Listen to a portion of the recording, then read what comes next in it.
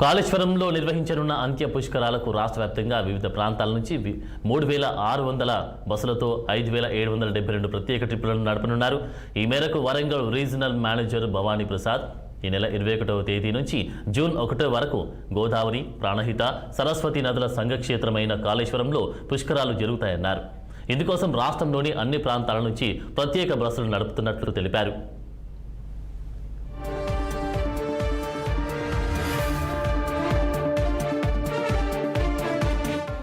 భక్తులకు ఎలాంటి ఇబ్బందులు లేకుండా ప్రత్యేక రవాణా ఏర్పాటు చేసినట్టు చెప్పారు.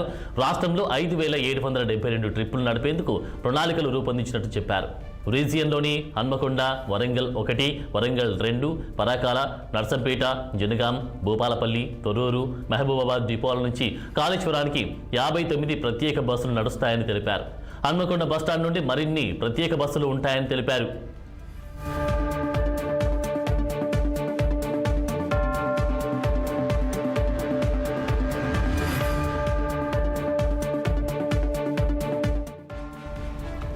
ఈ ప్రత్యేక బస్సుల్లో ఛార్జీలను పెంచుతున్నట్లు ఆయన వెల్లడించారు.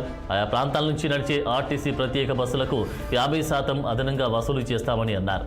మహాలక్ష్మి ప్రయాణికులకు యథావిధిగా ఉచిత ప్రయాణ సౌకర్యం ఉంటుందని వారన్నారు.